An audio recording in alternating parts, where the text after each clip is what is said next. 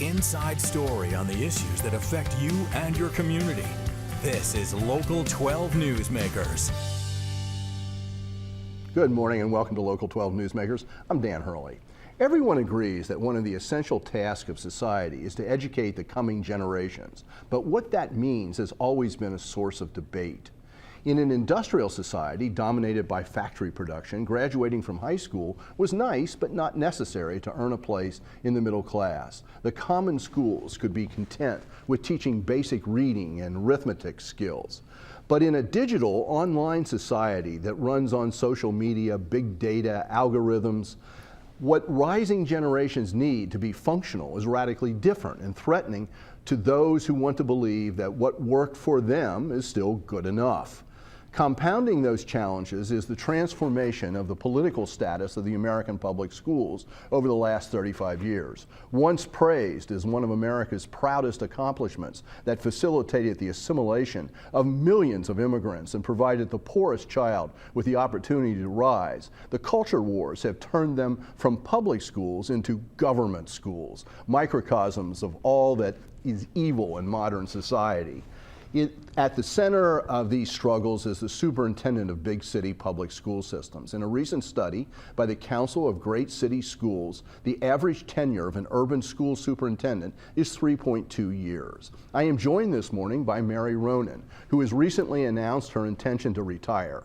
By the time she retires this summer, Ms. Ronan will have served nearly 9 years as superintendent. That's almost triple the national average. Not only that, but she has spent her entire career from 1976, when she started as a middle school math teacher and science teacher in the Cincinnati Public Schools in the same district. Mary, welcome to Newsmakers once more. You were here a month ago to talk about it, and then you announced this retirement and wanted to have you back as quickly as possible. First off, congratulations and thank you for all that you've done for 40 years for the children of Cincinnati. Oh, thank you so much. I've enjoyed it. It's been 40 wonderful years. I've enjoyed every minute of it. Well, here's my first question.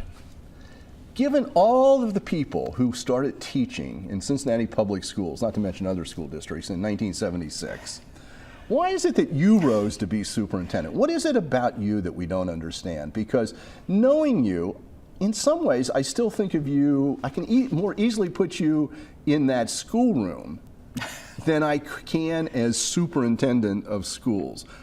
What is it about you that is the secret about why you did rise administratively? You know, I'm not sure how to answer that, Dan. I think some of it was timing, being at the right place at the right time. I think I had worked hard. I think it helps that I'm from Cincinnati. I knew people. I had worked with the local school decision-making councils in my role as director of schools and assistant superintendent. That's hard to answer. I do have to tell you, probably my favorite job was being an elementary school principal, because you got hugs from the children, and that truly I thought would be my final career in the district. I really didn't aspire to be superintendent, and kind of was shocked when I ended up in the role of superintendent, because you know it was a failed search and I was an interim for a whole year. So it was just interesting how it all turned out, because I did not think as a child, oh, I want to be a superintendent of a large urban district. You didn't even think of that as an early teacher? Adult. No, I did not. No, that was not something I aspired to. So it is pretty incredible. Yeah, and to then serve 9 years, that's a long time. Yes. And that's why I wanted to use that statistic. You know, when you were on the show a month ago and we were talking about issue 44 and the levy that was on, one of the things that I pulled out was a statement by a spokesman for Coast, who had very denigrating things to say about the performance of Cincinnati public schools. And, you know, that's that view. Then on the other hand, we've got schools like Walnut Hills, which turns out to be one of the best rated schools in the United States in survey after survey. You got SCPA, which has a national reputation. You've got the Montessori programs, which have a reputation. What is it about the disconnect between what people think is going on and, you know, some real successes that I don't think this district gets any credit for? You're correct. And I think what's really happened is the state and federal government have stepped in and really taken away local control and have created these bizarre accountability systems. And honestly, when I look back at my legacy, am I going to be thinking, oh, gee, what grade did I get on the Ohio Achievement Test, or was it the Park test, or was it the AIR test, or was it the Common Core, or Ohio's new learning standards, or 3 different report cards? I don't think that's what parents are attuned to. I think having built brand new schools as part of the facilities master plan, on time and on budget, so there's really great learning environments for our children as opposed to drafty, cold, moldy buildings that we had in the past. And I think that's what the parents want. Educating the whole child. You know, former Governor Gilligan wanted our schools to be community learning centers as we rebuilt them. Now, 10 years ago, I could not imagine that we would have 25 school-based health centers in our schools. Just this week, we cut the ribbon for the 25th one at Saylor Park. And here's a community that's kind of out there on the outskirts of the city. And there's a lot of I bet there's people who don't know how to find it. How to find it, that's right. And there's a lot of senior citizens there without access. You have to try to get to Mercy Health over there on North Bend. So Mercy Hospital has put a health center in Saylor Park School, not just for the children, because it's wonderful, the children and families, but also the community can use it. So I think those are the things that the community values. Mental health services in the schools. The fact that we have we have breakfast, so children get off to the right start in the morning. Salad bars in the schools, so children learn to eat healthy. Those are have art, music, and PE. Those are the things we've never cut out because that's what parents value. But on the other hand, you know, saying that the federal government and whatever has driven these different testing programs, is there a legitimate concern about output, about achievement, about the ability of schools to give children the skills that they need to succeed? And if there's a legitimate concern about that, aren't these efforts directed at trying to raise the schools up to be more effective? Yes, I cannot criticize the efforts trying to raise schools up. I think the 3rd grade guarantee is a great idea. Children need to learn in elementary school. So we hired 40 literacy specialists and have made great strides in that. I guess most superintendents are saying, can we just come up with a system and stick with it? Because one year you're a B, the next year you're an F, the next year you jump up to a C, then you're an F again. And it's just a constant change. 3 different tests, 3 different report cards, 2 different sets of standards. I feel sorry for the teachers and principals, honestly, because from year to year you really don't know what direction you're going in. I was looking at the most recent report cards in preparation for this. 32 pages long. I know, it's incredible. But, yes. You know, what strikes me, would your argument be that if we had stuck with the system of evaluating the schools that we were using just before the current one went in, because Cincinnati Public Schools seem to be getting better and better and better, and then it's like, woof. That's what's so disheartening. How do you keep morale up? Yes, we were improving with the previous report So do you think card. that was real, that we were improving? Yes. Okay. Yes, and all of a sudden we have a brand new system where all the urbans are Fs and a lot of the suburban districts are getting Cs and Ds. So that's what everyone's in an uproar about. If a teacher failed all their students, you would probably say something to the teacher. You have unrealistic standards or you're not teaching appropriately, but the state's basically just handing out Ds and Fs and saying, well, we're just going to keep doing that and you all somehow need to change. We're going, change the what? We're not even sure. You won't even share what we're supposed to be learning. So it's just kind of bizarre, but I'm sure the pendulum will swing back like most things. So I think you just have to look at the long term. But it is upsetting because then the public's very critical because once a year the state makes a big announcement, oh, the district's doing horribly. Yeah, and it's really challenging. It's very challenging. But you know what? The best indicator is the parents. Our enrollment's growing. The parents are happy because they know their children are learning. Well, one of the things I wanted to talk to you about was there's a fascination, and has been for 15 plus years with the idea of charter schools. Yes. Which are paid for by public money, so they're public schools, but not under the public school systems. What's your view about charter schools as they function in Ohio? And different states, they may function differently, but as charter schools function here, what's your evaluation of how they're performing and what their future should be?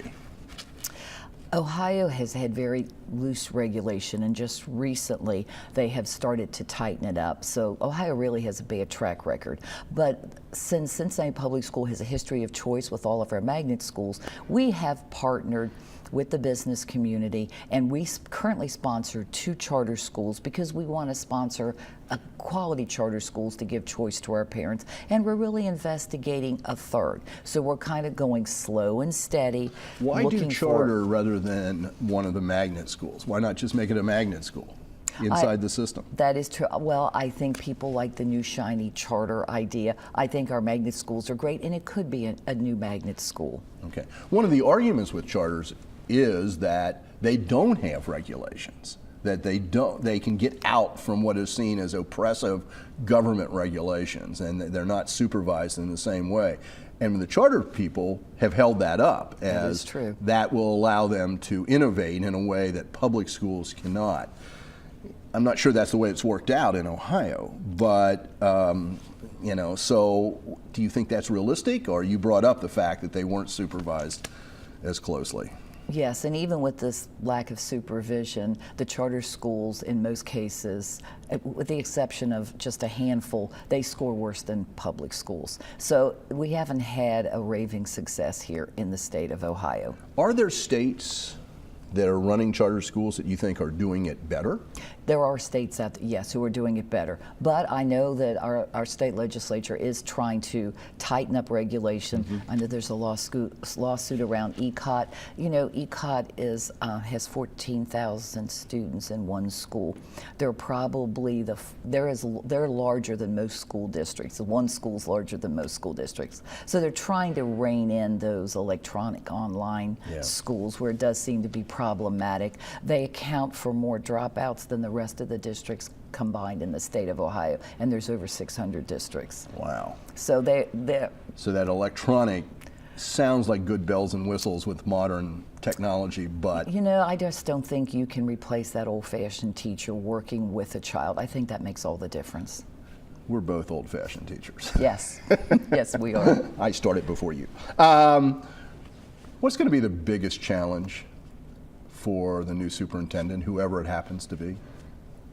I hope they take time to get to know the district and the community and our great city of Cincinnati. I think that's what really helped me, because you knew who made decisions. You know when I needed help, I know to whom to, where to go. Whom to ask. And I think that's always a biggest challenge if you bring someone in from the outside. Now, we have some great internal candidates too. I have a great deputy, great assistant superintendents, but I think the board wants to cast the widest net to make sure that they get the perfect person. Sort of the idea of going outside the district or outside an organization is always fresh ideas, new energy, et cetera, et Certainly, cetera. and that can work too, but I think, you do need to take time to learn the city and the idiosyncrasies of our community, our fabulous community here. I'm basically out of time, and I kind of know personally what the answer to this is. What's next for you? I don't know what my second act is. I've just been too busy, but I know I have to have one. I cannot sit home after going, 24 hours a day. So I am looking for a second act, and I need guidance. There you go. You're way too young to be doing this. You need a second. There may even be a third act. Oh, that would be lovely Who too. knows? Very good. Again, thank you for all you have done for the children of Cincinnati and for the community as a whole. It has just been great to watch you over these last 9 years. Thank you for your kind words. Stay tuned. After the break, the Green Light Fund announces the launch of its first initiative in Cincinnati. Welcome back. The Green Light Fund was founded in Boston 13 years ago to apply entrepreneurial principles developed in the tech sector to civic work. A year and a half ago, the fund expanded to Cincinnati, and last month, after a year of listening and research, announced its first launch here in Cincinnati. Greenlight will create and grow a Center for Employment Opportunities, CEO for short, that's confusing, to Cincinnati. The goal is to help those with recent criminal histories who want to work gain the skills and the confidence necessary for a successful transition to a stable, productive life. To discuss the launch of the CEO program, I am in early 2017, I'm joined by Tara Bonistall Noland, the Executive Director of Greenlight Cincinnati, and Johnmark Oudersluys, the Executive Director of CityLink, the agency that will take the lead in implementing CEO in Cincinnati. Both of you, welcome back. Thanks for having us. So, Tara, let's start with you. Why was this issue of returning citizens? Because I know when I had you on a few months ago, you were talking about sort of a range of areas that Greenlight might focus on. Why did this one eventually bubble up? So when we choose focus areas, we're looking for where need meets opportunity. So obviously there are a lot of areas of need in Cincinnati, but one of the great areas of opportunity where there was a wonderful program in CEO that could come here and make an impact quickly was in this area of returning citizens. There's a ton of momentum in this area right now in Cincinnati with Beacon of Hope, with work that Cincinnati Works is doing, but we found that there was one small gap which was transitional work. And so the Center for Employment Opportunities offers returning citizens the opportunity to get job training and coaching, but while they're immediately going to work, receiving a daily paycheck, something that makes a huge difference when you're coming home. Johnmark, you at CityLink, as I understand it, you run a lot of programs all under one roof. Amazing place. Yeah. But this is an area that you haven't really gotten into before, and knowing your program director, Danny, who was in a program that I operated last year, this is a step forward. Why did you decide that it was the right time to step into this area of returning citizens? Yeah, that's great. So our team takes a look and says, what's the biggest difference between where our mission calls us to be and where we are? And last year our team identified our inability to engage with individuals who were returning from prison and help them re-enter was a huge missional gap for us. And so we have individuals who routinely come to CityLink Center and say, hey, I want to get employed, and yet we didn't have a vehicle to match those individuals with employers. And so when we saw that gap, and when we started the conversations with Greenlight and the research that they did pointed to CEO, we were incredibly excited. It fills these two gaps at the same time of one, individuals needing immediate income when they're coming back, and then two, creating that work history for those individuals so that employers can hire them with confidence that these individuals have proven their ability to adjust back to civilian life and adjust back to getting into the workplace and being productive. Now, last year in Leadership Action, we were focused on this whole area as well, and Danny from your staff was in that program. I may be just looking for a compliment, but did the discussion that maybe she brought back help sort of stir the pot over at CityLink? Absolutely. So the work that Leadership Action did, taking a look at the issue, goes from something that we knew was a challenge to getting into what are practical solutions and what are ways that we can fill those gaps. And that's tricky. Yeah, and so that's where it goes from. For us, it's a calling. As a faith-based organization, we believe in the tenets of grace, and we saw that as a community, we had individuals who were going, serving their time, and then coming back and having all of these barriers thrown up in their faces. And so I think the research that was done in that project showed that people are coming back, have barriers to housing, employment. All of these doors are shut in their faces, yet we're asking them, don't go back to what you were doing before, but we're not going to give you any other options.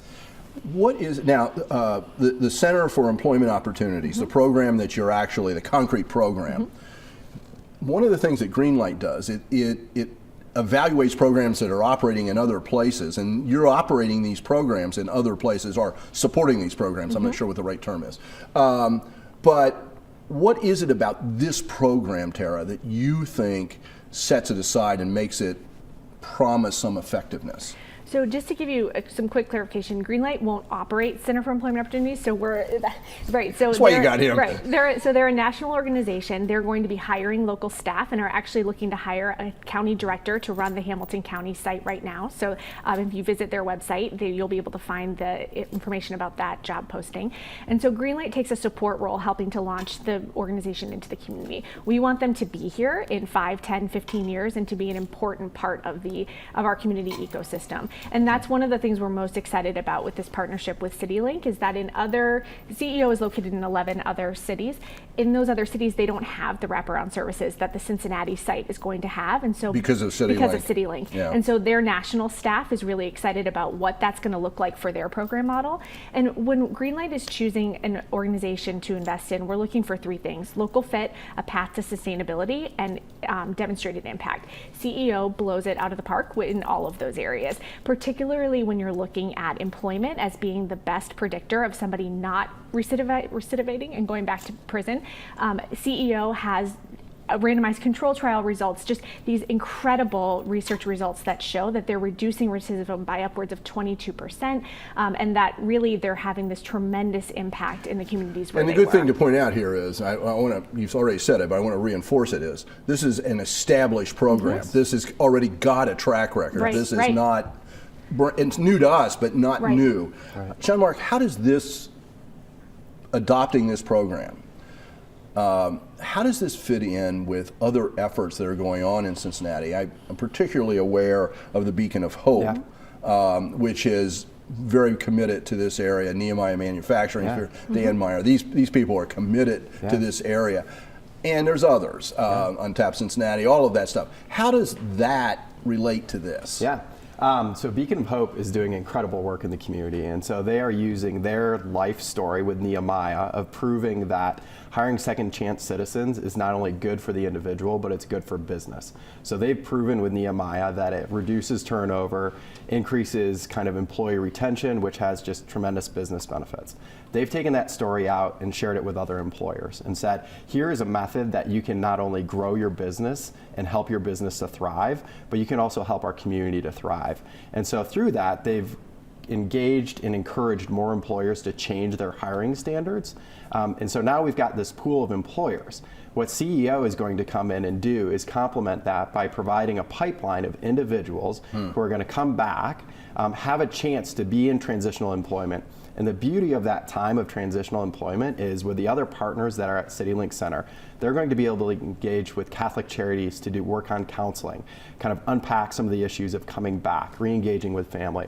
They're going to be able to work with Smart Money to look at their budget. How do you finance? How do you budget for housing and transportation? And they're going to be working with Cincinnati Works to say, how do you get ready for that final placement, that real job that you're going to take forward with you? So Cincinnati Works, which is also has an office in your building, but other offices as well. Yeah.